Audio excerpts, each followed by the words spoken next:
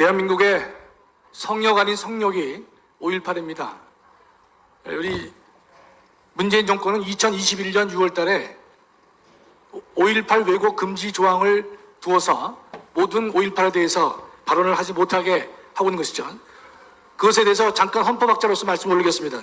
민주주의는 다원주의와 상대적 가치관을 전제로 하기에 역사적 사실에 대한 인식이나 평가가 자유로울 것을 요구합니다. 민주주의 체제에서는 법도 판결도 고정불변이 아닙니다. 법률도 수없이 개정되고 판결도 변경되고 있습니다. 다른 사상을 부정하고 다른 역사 인식과 표현을 국가 폭력의 대상으로 삼는 것은 대한민국 헌법 질서에서는 용납될 수 없는 것입니다. 이는 파시즘의 전체주의에서나 볼 수 있는 것입니다. 문재인 정권하에서 만들어진 5.18 왜곡 금지 규정은 파시즘이 추구하는 전체주의 그 이상도 그 이하도 아닙니다. 고위공직자 인사청문회장에서 역사적 사실에 대한 인식을 묻는 경우가 종종 있습니다.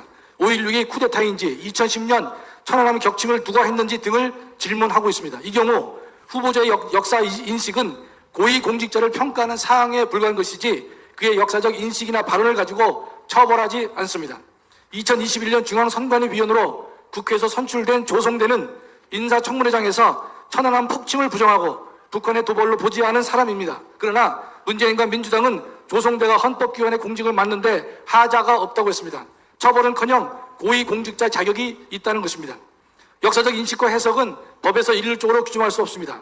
역사적 인식과 해석은 시대에 따라 또 상황에 따라 바뀌기 때문입니다. 자유평등 파괴를 구호로 내건 프랑스 혁명의 경우 당시에도 부정적 견해가 많았지만 200년이 지난 여론조사에서 잘못된 혁명이라는 평가가 더 많기도 합니다. 또한 역사적 사건에 대한 인식은 끊임없이 변화하고 있고 재해석되어야 하는 것입니다. 제주 4.3 사건이나 5.18의 경우 이를 민주항쟁으로 보면 괜찮고 부정적으로 보면 처벌 대상이 된다는 것은 양심과 표현의 자유에 대한 명백한 침해입니다. 이는 역사적 사건은 다르게 해석될 수 있다는 것을 부정하는 것으로 국가적 폭력에 해당하는 것입니다.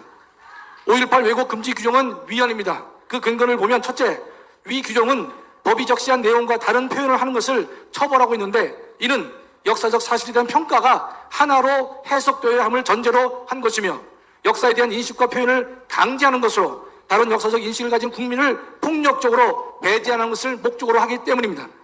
둘째, 위 규정은 특정 사건에 특정 인식을 강요하는 것으로 양심, 학문, 표현의 자유에 대한 본질적 침해가 되는 것으로 위헌이 되는 것입니다. 셋째, 위 규정은 명백 현존하는 위험의 법리에 어긋납니다. 표현의 자유를 사전 제약하려면 표현의 내용이 국가 안보에 미치는 해악이 명백하고 현존해야 합니다. 이러한 명백 현존의 위헌 법리는 법원과 헌법재판소의 확고한 입장이기도 합니다. 그래서 국가보안법도 자유민주질서와 국가안보에 직접적으로 위협하는 수준이 아닌 한 김정은에 대한 찬양도 허용하고 있는 상황이기도 합니다. 그런데 5.18에 대한 역사적 인식은 명백 현존하는 위험이 없음에도 이를 처벌 대상으로 규정하고 있습니다. 그래서 위헌인 것입니다. 넷째, 위 규정은 적용에 있어 평등의 원칙에 위배될 소지가 매우 큽니다. 5.18을 민주주의 확립 과정에서 펼쳐진 민주화 운동이라고 보는 것은 처벌되지 않습니다. 더 나아가 5.18을 계급투쟁과 혁명투쟁으로 보거나 미국에 대한 반제투쟁으로 보는 북한의 입장을 대변해도 왜곡으로 보지 않습니다. 그러나 5.18은 순수한 민주화 운동으로 보기 어렵고 북한의 개입이 있었다고 보는 인식만 처벌하겠다는 것입니다.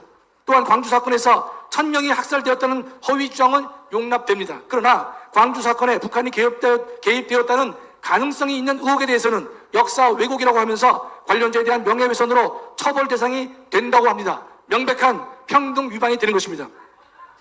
허위사실 유포와 관련하여 지적할 사항이 하나 있습니다. 문재인 대통령은 누차에 걸쳐 헬리콥터로 기관총 사격을 했다고 주장해왔습니다. 대통령의 발언 자체가 허위사실로 확인될 수도 있는 사안인 것입니다. 만일 헬리콥터로 기관총을 사격했다는 사실이 밝혀지지 않는 한 문재인부터 허위사실 유포로 처벌 대상이 되어야 할 것입니다. 이보다 더 큰 허위사실 유포는 없기 때문인 것입니다. 그러나 동법의 취지는 기관총을 사격했다는 허위사실의 유포는 처벌 대상이 아닌 것 같고 오히려 기관총 사격을 안 했다는 것만을 처벌 대상으로 보는 것 같습니다. 결론입니다. 5.18 왜곡금지법은 역사 인식과 표현을 처벌 대상으로 삼겠다는 것으로 법과 다른 개인의 역사 인식을 처벌 대상으로 삼겠다는 것입니다.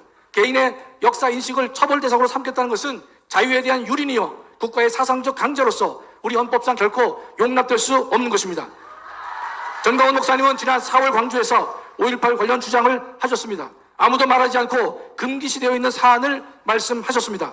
전 목사님의 용기와 소신에 대해서 칭찬을 못할지언정 처벌해야 한다고 세상은 떠들고 있습니다. 이것이 세계 10대 강국이며 선진국이라고 하는 대한민국의 자상이라니 슬프지 않을 수가 없는 것입니다. 거짓이 판치는 세상에서 진리는 말하는 것이, 거짓이 판치는 세상에서는 진리를 말하는 것이 곧 혁명인 것입니다. 감사합니다. 네, 김학생 교수님 수고하셨습니다.